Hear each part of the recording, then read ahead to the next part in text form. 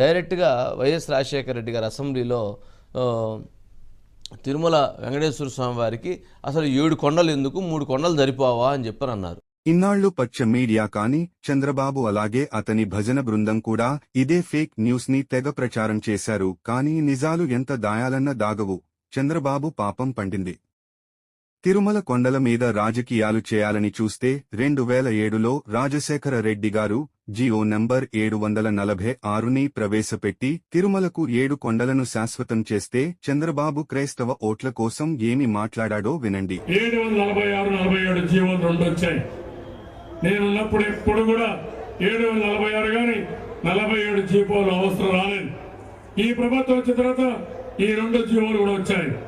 Telugu Desam party దీనికి వ్యతిరేకంగా ఉంటాం. రేపు అధికారంకి వస్తానే ఈ 2 జీవోలు కూడా తీసేస్తామని చెప్పి కూడా నేను మీ అందరికీ హామీ ఇస్తున్నా.